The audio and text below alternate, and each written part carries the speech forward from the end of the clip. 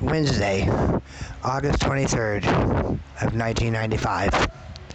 Cherokee County District Court had decided to go ahead and clear me of all allegations which Kansas CPS was putting off onto me.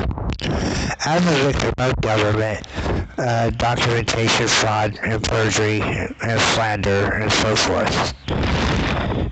Yes, as a person, I was basically in an institutional care facility where I was not supposed to be, and every doctor and every psychologist had told this to CPS in Kansas, that I'm not to be placed in an institutional care facility.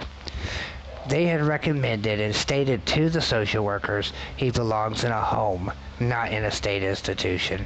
Every doctor and psychologist who evaluated me had made that very clear. Children and Family Services do not care about boys. They only care about adopting the girls, and that's what they do. Now, if they have adopted some boys, then I'm impressed. But most of the time, when people in my situation, we end up in state facilities.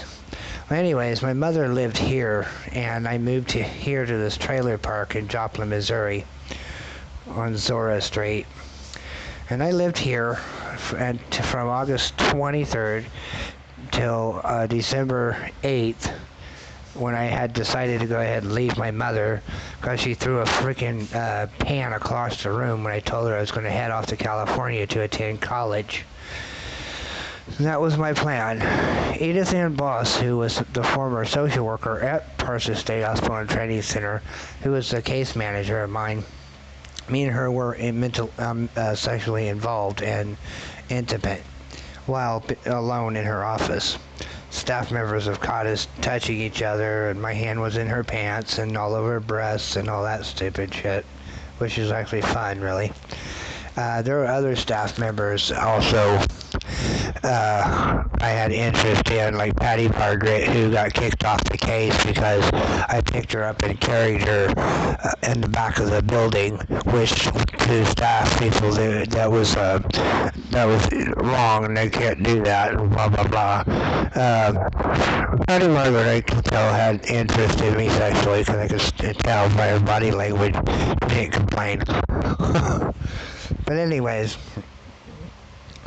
Jerry Ray had basically destroyed my reputation and also had destroyed and demeanored my abilities from right and wrong. They were forcing me psychiatric medication called Mellaril. Mellaril is a dangerous drug for a normal person to be taking because it will alter your behavior. It will alter your chemistry by far. It is a very dangerous drug. Now, in 2004, when I had lost my daughter due to false fabricated evidence such as domestic violence. First of all, I lived here. If you were to contact Joplin, Missouri, there was never any police record of me ever being physically violent, nor being mentally ill and mentally defective or mild retardation and all that crazy shit. All that shit's all made up by government. None of that is real. And it's kind of ironic how the judges will accept and approve of made-up records against an individual who has, against an individual like me who have no record of ever serving time in prison for any fucking crime whatsoever goddamn ever. It's fucking amazing. See, they tarnish men's reputation by far. And it's very simple. My juvenile history records from Part-2 State Hospital and Training Center had been sealed August 24th of 1995. I already knew if I have any relationship with any woman in America, my children will be taken, and they will be handed to the mother, and I will be forced to pay child support. I'd rather do suicide bombing on Contra Costa County Court than committing suicide. Does that message get through to your head? Probably not. I'll say it again.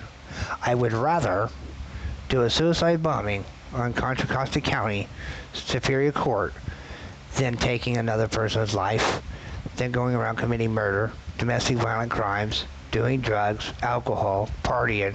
That's what I would rather do. It has been 13 years since I've last seen my daughter, who was born July 30th of 2004. Elena Burnell had been given all kinds of assistance and had been given all kinds of support. Linda Ray had demised the situation. First of all, when I told her, by using those records, you're breaking the law. And she goes, there's no evidence to that. The records are sealed. Yeah, there is evidence. It is the judge's responsibility to contact Cherokee County Court. And they refuse to do that because they have a war against fathers in California. If they can prove that they don't, then they better go ahead and start proving it, because these are the facts. Actions prove everything.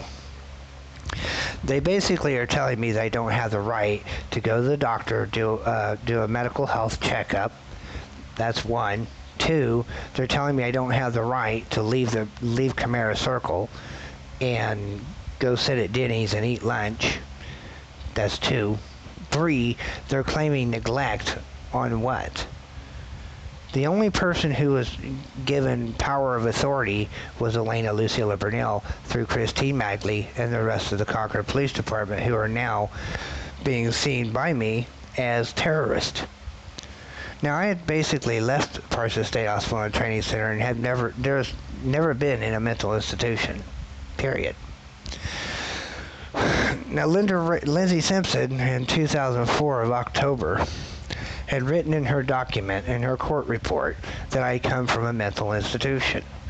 Now, if you were to check out my Social Security number, which I'll give it to anyone, and you could do a criminal background, there's not one single piece of paper that states that I had been in a mental institution. I lived here in Joplin, Missouri, working at Granny Schaefer's, the first video which you have seen behind this one. And there's the facts. That's part one. This is part two. Now, when I was living in Joplin, Missouri, I never really cared to be with my mother. Because, see, why should a child be institutionalized because of her actions? Because of what she chose to do. She chose to leave me in a 6x12 trailer all alone with no electricity, no water, no nothing. Every single morning I can remember waking up, crawling out of bed with wet diaper and so forth. The trailer was filthy. Roaches and all that crazy shit. I had to escape by pushing open the door and walking up to the next trailer up the street. I wasn't really scared to be on my own. So I had to learn to buck up and be a young man. But at the age of 6 years old, you can really memorize everything. They say, oh, that's mental health. You need to go see your doctor. Okay, Dr. Nande had already declared me not qualified for Concord mental health or mental health, period. I am not a person who is subject for treatment for anything. I'm above and beyond all. And these are facts. Government doesn't want to accept that. That's why they have this war against me, because I'm a male, and they think, oh, you're going to have sex with your child. Actually, that's incorrect. That's kind of nasty. I'd rather vomit. See, I already suffer from post-traumatic emotional stress disorder, which causes me a lot of violent vomiting. And I've already done that over the years. Today, I'm drinking Red Horse and gin almost daily now, because I'm getting old and I'm getting tired. And every night I'm awake all night long with nothing to do except for this. It's kind of sad, having anxiety, being lost, and being one pissed off son of a bitch. So government brings this desire for violence onto themselves. Because I do have the right to remove Yvonne Francesca Peters. I had the right to defend Elena Burnell off and force her out the door. She doesn't have the right to sit there and make deadly threats to me and say that she can hire someone to kill me if she desires it. And she already attempted that. A man by name Robert in 2007, when I was working for 2007 and 2008, when I was working at PetSmart, where Elena Burnell would continue hounding me and harassing me and threatening to kill our own daughter. She made it very clear in the hotel. if she ever gets custody of Yvonne, she'll kill her. Or she'll do what was done to me as my mother has done to me. Do you know how much that really sucks? When you don't have people who want to listen to you? Well, this is by force. As far as I'm concerned, Valerie Early signed her death warrant by stealing my records from Parsons State Hospital and Training Center, and that's my opinion. Lindsay Simpson, same thing. Rhonda McGee, same thing. Nanette Dupree, same thing. Linda Ray, same thing. Sonia Hirschfield, Marsha Luster, Christine Mackley. Every one of those bitches are dirty, fucking, filthy cunts. And I don't give a shit what anyone says. I had a right because Elena Burnell pulled out a knife and said, I'm going to stab you if you get in my way. I'm going after my mother with this knife. And if you get in the way, I'll cut you open too. Now that's some crazy shit. And that was October 17th of 2004.